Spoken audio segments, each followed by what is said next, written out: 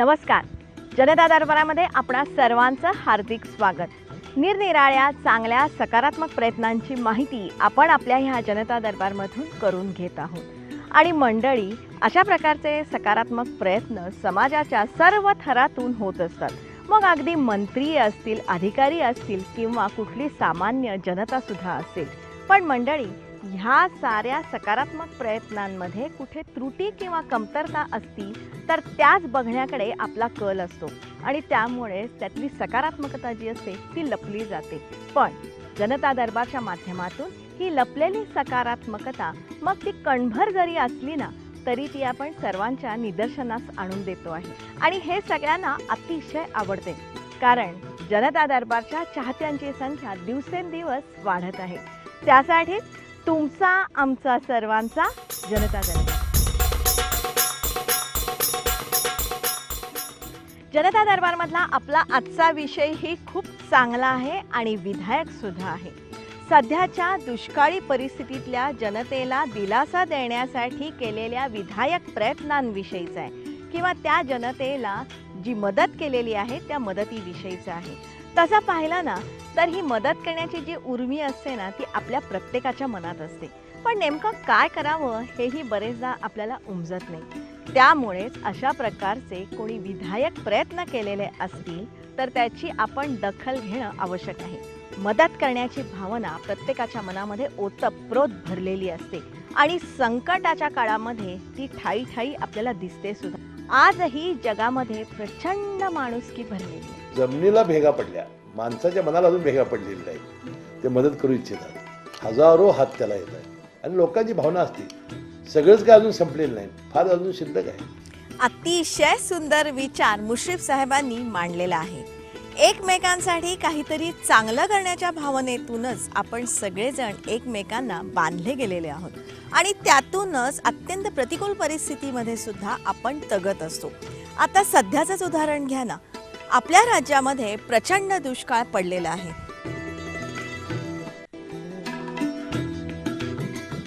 तीव्र पाणी टंचाई आहे.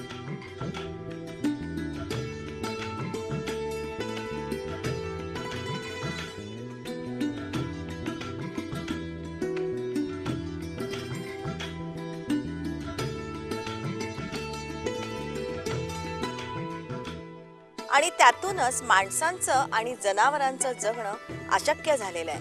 अर्थात त्यासाठी सरकारी पातळीवरती मोठ्या प्रमाणामध्ये उपाययोजना राबवल्या जात आहेत. या बाबतीत अधिक बोलायचं झालं तर 2012च्या खरीप हंगामासाठी 4 महसूल विभागातील जिल्हाधिकाऱ्यांनी खरीप पिकांची आणेवारी किंवा पैसेवारी घोषित केलेली आहे आणि त्यानुसार 50 पैशांपेक्षा कमी आणेवारी किंवा पैसेवारी असलेल्या गावांचीही त्यांनी घोषणा केलेली आहे आणि अशी 7064 गावं त्यांनी घोषित केलेली आहे. आणि मग अशी टंचाई सदृश परिस्थिती घोषित झाली की त्या भागामध्ये काही विशिष्ट सवलती लागू होतात आणि त्यानुसार महाराष्ट्र ग्रामीण रोजगार हमी योजनेअंतर्गत त्या भागामध्ये विविध विकास कामं सुरू करण्यात येतात. त्यामागचा उद्देश एकच आहे की कुठलीही व्यक्ती रोजगाराविना राहू नये आणि याची दक्षता तिथल्या जिल्हाधिकाऱ्यांनी घ्यायची असते. आता या ग्रामीण रोजगार हमी योजना जी आहे याच्यामध्ये विविध कामं करण्यात येतात. म्हणजे कुठे शेततळी खोदली जातात, पाझर तलाव खोदले जातात, विहिरी खोदल्या जातात, रस्त्यांची कामं करण्यात येतात. अशी विविध कामं या ग्रामीण रोजगार हमी योजनेअंतर्गत करण्यात येतात. पण अगदी कुठली वेगळीही कामं करण्यात येतात. म्हणजे नुकतंच गडचिरोलीमध्ये ह्या रोजगार हमी योजनेअंतर्गत चक्क रोपवाटिका त्यांनी चालवली होती आणि त्या अंतर्गत त्यांनी 1 लाख रोपांची निर्मिती केलेली होती आणि या कामावरती 300 मजुरांना रोजगारही उपलब्ध झालेला होता. थोडक्यात अशा प्रकारच्या कामांमधून तिथल्या जनतेला रोजगार उपलब्ध होऊ शकतो. पिण्याच्या पाण्याची टंचाई असलेल्या गावांमध्ये टँकर्स किंवा बैलगाड्यांद्वारे पाणी पुरवठा करणं ही सुद्धा सुविधा देण्यात येते. मोठ्या, मध्यम आणि लघु पाटबंधारे प्रकल्पांमध्ये पिण्यासाठीचं पाणी अग्रक्रमानं राखून ठेवणं. 50 पैशांपेक्षा कमी आणेवारी असलेल्या तालुक्यांमध्ये मंडळ स्तरावर चारा छावणी सुरू करणे. या साऱ्या सुविधा ह्या टंचाईग्रस्त भागामध्ये प्रामुख्याने उपलब्ध करून दिल्या जातात. ह्या अंतर्गत महाराष्ट्र राज्य ग्रामीण रोजगार हमी योजनेअंतर्गत 19,469 कामं सुरू आहेत आणि ह्या कामावरती 1,89,669 मजूर काम करत आहेत. राज्यातील 3,184 गावं आणि 7,650 वाड्यांमध्ये पाणी टंचाई जाणवत असून त्या ठिकाणी 3,793 टँकर्सद्वारे पाणी पुरवठा करण्यात येत आहे. हे सारे प्रयत्न मनुष्य वस्ती जगवण्यासाठी करण्यात येत आहे.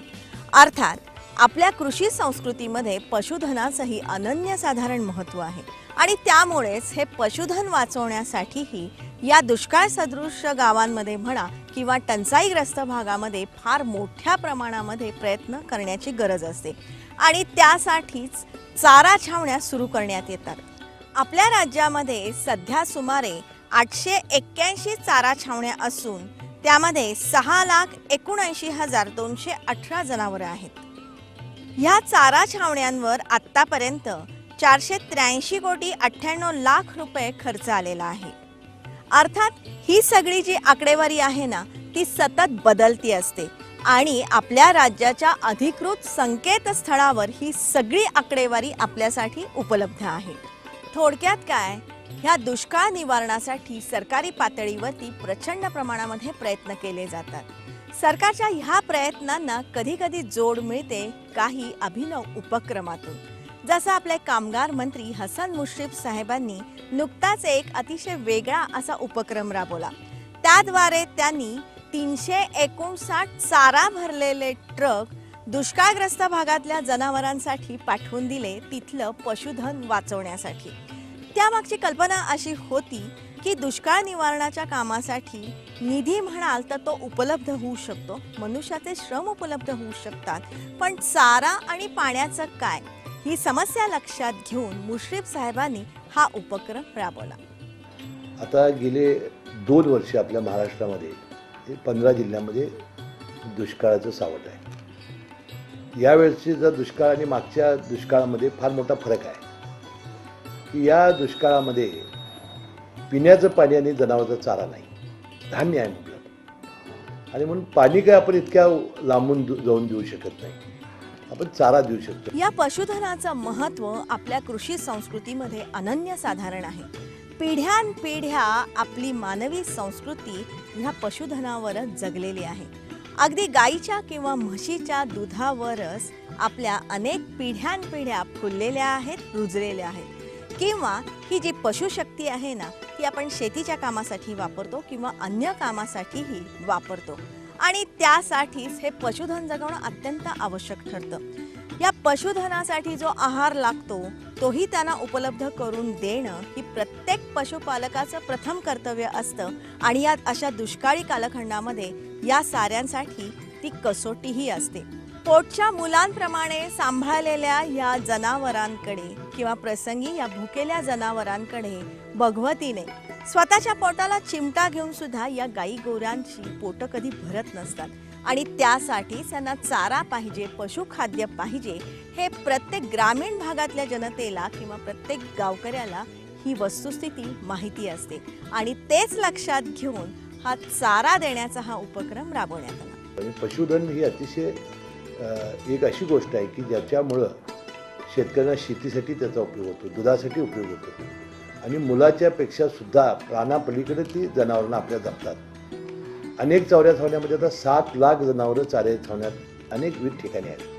तिथं जाऊन ते स्वतः संसार राहिलेलेच जाऊन तिथं जनावरांना हे सांभाळण्यासाठी आणि म्हणून चारा देण्याची कल्पना आली. दुष्काळग्रस्त भागातल्या जनावरांसाठी 359 ट्रक भरून चारा पाठवणं ही खरंच आगळी वेगळी आणि खूप चांगली अशीच ही गोष्ट आहे. त्यासाठीचं नियोजन त्यांनी कसं केलं, निधी कसा मिळवला, चारा कसा मिळवला, याही गोष्टी आपण जाणून घेणारच आहोत. पण ह्या साऱ्या गोष्टी त्यांनी प्रचंड वेगाने करून तो चारा त्या ठिकाणी अतिशय वेगाने पोचवून दिला. नंतर सर्व कार्यकर्त्यांनी आपण ठरवलं की आपण दुष्काळी भागासाठी चारा द्यायचा. मूळ कल्पना होती 200 ट्रक द्यायचं. ते महिनाभर कार्यकर्ते आपल्या बैठका घेत होते. 15 दिवसांनी असं झालं की 300 ट्रक जमत आहेत आणि शेवटी जवळजवळ 400 ट्रकचा चारा जमला. 50 ट्रकना आपल्याकडे ट्रक सापडले नाहीत ऐन वेळेला. आणि म्हणून ज्या ज्या गावामध्ये या चारा पेटलेला होता त्यांना आपण तो दिला आणि 359 ट्रक आपण सोलापूर, सांगली, सातारा, बुलढाणा आणि जालना या ठिकाणी पाठवलं. आणि इतकं मोठं त्याला हे आलं म्हणजे लोकांच्या मध्ये दुष्काळाच्या बद्दल आपण काहीतरी मदत करावी अशी प्रत्येकाच्या मनात भावना जिथं पाणी आहे त्या ठिकाणी झालेली आहे. संकटाच्या कालखंडामध्ये माणुसकीचं प्रत्ययकारी दर्शन घडतं असं म्हणतात आणि त्याला इतिहास सुद्धा साक्ष आहे. आजवर अनेकदा दुष्काळ पडलेला आहे. या दुष्काळावरती मात ही करण्यात आलेली आहे आणि ह्या साऱ्या प्रयत्नांची माहिती किंवा दखल इतिहासानेही घेतलेली आहे. असंच इतिहासामध्ये दुर्गादेवी या महिलेचं फार मोठं स्थान या दुष्काळाच्या निवारणाच्या बाबतीमध्ये घेतलं जातं. बंजारा समाजाची ही महिला होती आणि उत्तर हिंदुस्थानामध्ये राहणारी होती आणि तिच्याकडे अनेक तांडे होते कारण की ती बंजारा समाजाची होती. आणि त्या तिच्या कालखंडामध्ये दक्षिण हिंदुस्थानामध्ये सलग 12 वर्ष दुष्काळ पडलेला होता. तेव्हा ह्या महिलेनी तिच्या तांड्यांच्या पाठीवरती बैलांसाठी चारा आणि माणसांसाठी धान्य वाहून नेलं होतं पार दक्षिण हिंदुस्थानामध्ये. आणि तिच्या त्या प्रयत्नांमुळे दक्षिण हिंदुस्थानातला माणूस त्या दुष्काळामध्येही तगला होता किंवा जगला होता. म्हणजेच इतिहास आपल्याला प्रेरक ठरतो तो अशा प्रकारे. आणि त्याच अनुषंगाने 359 ट्रक चारा भरून दुष्काळग्रस्त भागाकडे पाठवणं हेही अतिशय उपयुक्त किंवा आगळीवेगळी घटना ठरते. सातारा, सांगली, सोलापूर, जालना आणि बुलढाणा जिल्ह्यामध्ये हे ट्रक लगेचच रवाना करण्यात आले. त्यासाठी संबंधित तालुक्यांच्या तहसीलदारांनी विशिष्ट कार्यपद्धती राबवली जेणेकरून आवश्यकतेप्रमाणे हा चारा उपलब्ध होईल. प्रत्येक तालुक्याच्या ठिकाणी तहसीलदारांच्या उपस्थितीत चारा वाटप करण्यात आला. ट्रकमध्ये हा चारा भरणं किंवा तो उतरवणं ही सुद्धा अवघड गोष्ट असते आणि त्यासाठी प्रचंड मेहनत करावी लागते. फार मोठी मेहनत या कार्यकर्त्यांनी घेतली. गावागावामध्ये मला कार्यकर्ते सांगत होते, विद्यार्थी, आमचे निराधार माणसं, मोफत ज्यांचा उपचार झाले ती माणसं, कार्यकर्ते हे ट्रक भरण्यासाठी मदत करत होते. घराघरातून पिंडी भारा असा चारा त्यांनी गोळा केला. मुळात 100 ट्रक चारा पाठवणं हेच उद्दिष्ट होतं. पण जसजसे कार्यकर्ते गावामध्ये फिरायला लागले तसतसं ह्या अभियानाला प्रतिसाद मोठ्या प्रमाणावर मिळू लागला. चारा जास्त प्रमाणामध्ये जमा झाला आणि ट्रक सुद्धा मोठ्या प्रमाणावरती उपलब्ध होऊ लागले. कारण शेवटी चारा आहे तर पाठवायचा कसा. आम्हाला फार मोठी मदत एक 4-5 कारखान्यांची झाली. ट्रक हा मोठा भाग होता यामध्ये. जीप तुम्हाला माणसं आणण्यासाठी जीप मिळतील पण ट्रक कुठे आणायचे एवढे. ट्रक फक्त आणून उपयोग नाही, त्याला बांबू पाहिजे, त्याला लावायला ते दोरी पाहिजे, रशी, आणि ते भरण्यासाठी लोक पाहिजेत. कारण उंचावर चढून जाऊन भरायचं आहे ना ते. तर त्यासाठी एक बिजली कारखाना, भोगावती कारखाना, हेमरस कारखाना, शरद कारखाना, आजरा कारखाना यांनी फार मोठी ट्रकची दिली. आलूकर ट्रान्सपोर्ट एक मोठं ट्रान्सपोर्ट कोल्हापूरमध्ये त्यांनी जवळ 55-60 ट्रक दिले. राहिलेले अनेकांनी तेल घालून दिले, कोणी कमी भाड्यात दिले आणि फार मोठं काम या निमित्तानं हे झालं. ह्या चाऱ्यामध्ये शाळूचा किंवा ज्वारीचा कडबा होता, भाताचं गवत होतं ज्याला पिंजर म्हणतात तेही त्याच्यामध्ये होतं, मक्याचा चारा होता किंवा ओला चारा सुद्धा होता. ज्यांच्याकडे असा चारा उपलब्ध नव्हता त्यांनी साहेबांच्या प्रेमाखातर चाऱ्याची एक पेंढी ह्या अभियानामध्ये देऊन यामध्ये सहभाग घेतला. आणि सगळ्यात महत्त्वाचं म्हणजे चारा महत्त्वाचा प्रश्न नव्हता. चारा हा गोळा होणारच होता. त्या दिवशी लोकांनी म्हणजे आम्ही त्यांना ओल्या चाऱ्याची बियाणं वाटप केलं. आफ्रिकन टॉल, कडवळ, की ते महिनाभरात 110 दिवसात येतं ते आपण केलं. दुष्काळाची ही जी समस्या आहे ना ही अगदी प्राचीन अतिप्राचीन काळापासून आपल्या या भागामध्ये आहेच. जसं सम्राट चंद्रगुप्ताच्या काळामध्ये सलग 12 वर्ष दुष्काळ पडलेला होता पण त्या काळातल्या दुष्काळाच्या झळा त्यांनी त्याच्या नागरिकांना अजिबात बसू दिल्या नव्हत्या. त्यांनी काय केलं तर त्यांनी त्याचं पशुधन वाचवलं आणि त्यासाठी गवताळ प्रदेशामध्ये गवताची त्यांनी पैदास केली होती आणि पशुधन वाचवलं होतं. त्या पशूंना चारा उपलब्ध करून दिला होता.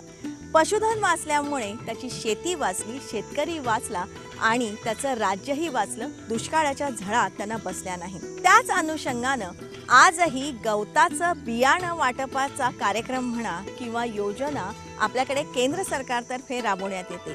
त्याला गतिमान वैरण विकास योजना असं म्हणतात.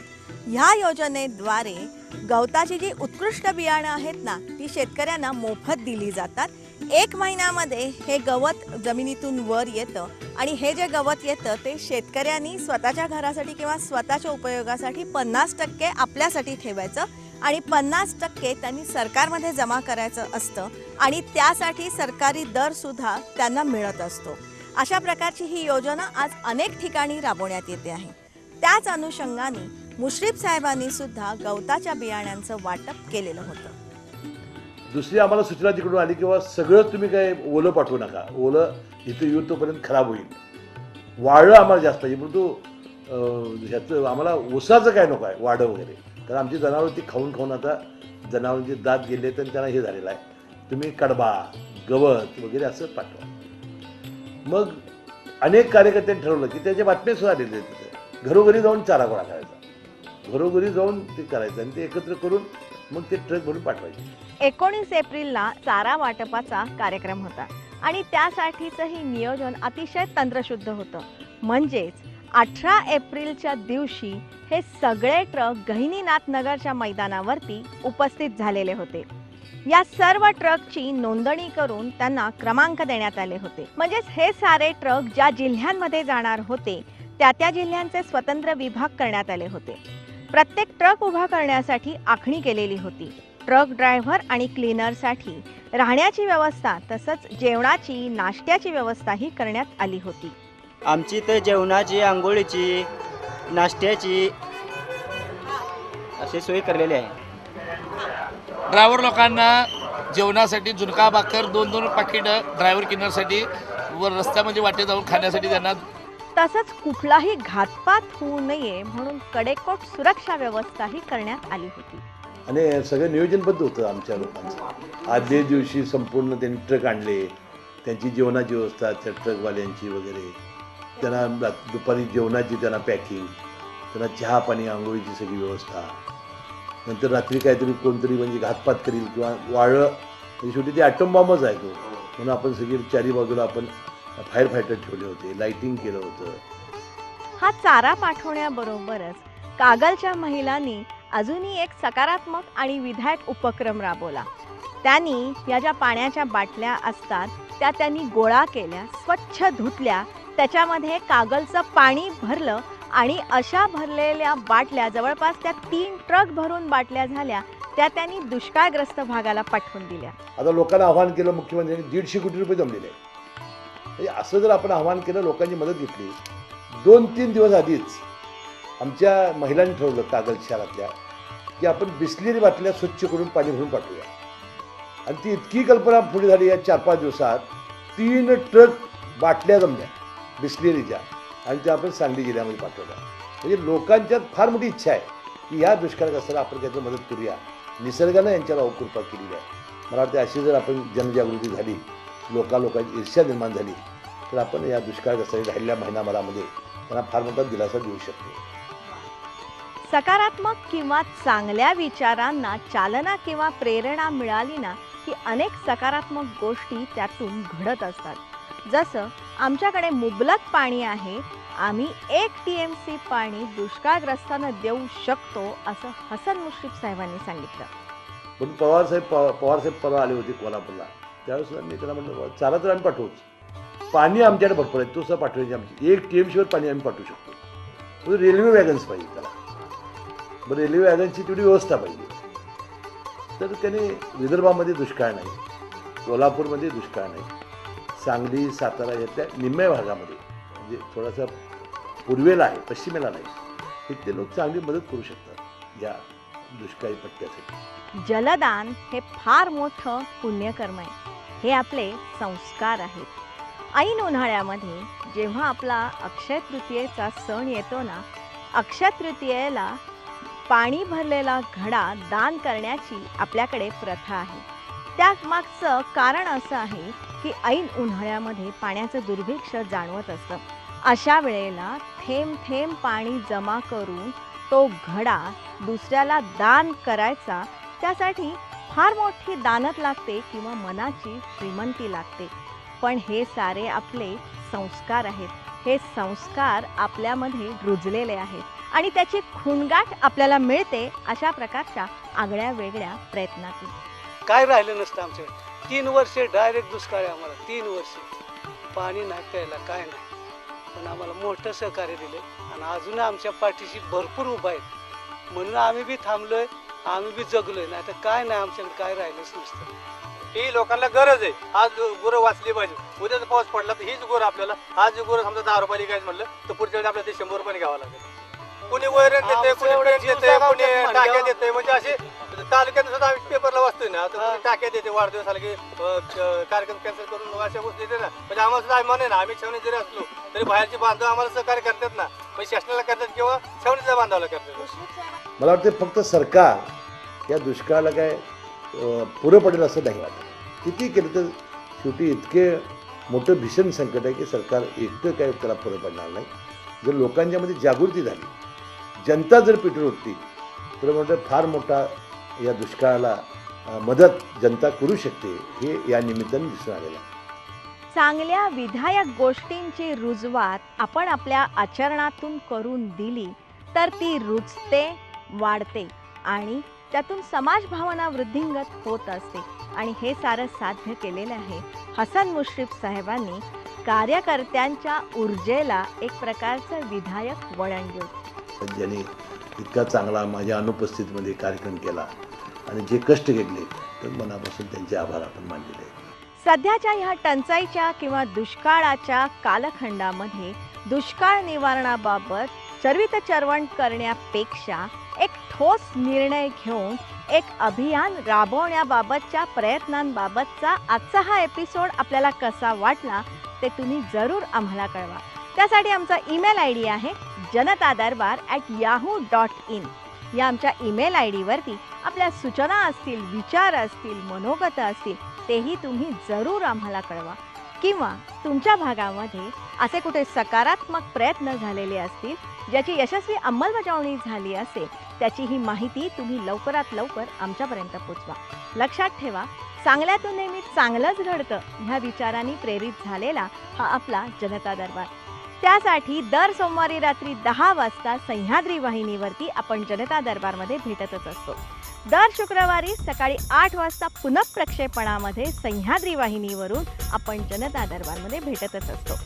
जनता दरबारमधून जी माहिती मिळते ती अतिशय उपयुक्त आहे, त्याचा आम्हाला खूप फायदा होतो असं अनेक जण आम्हाला सांगत असतात. आणि आमची ही अपेक्षा हीच आहे की ह्या साऱ्या माहितीचा अनेकांना लाभ मिळावा. त्यासाठी ही माहिती जास्तीत जास्त लोकांपर्यंत पोहोचण्याची आवश्यकता आहे. त्यासाठी तुमचा, आमचा, सर्वांचा जनता दरबार.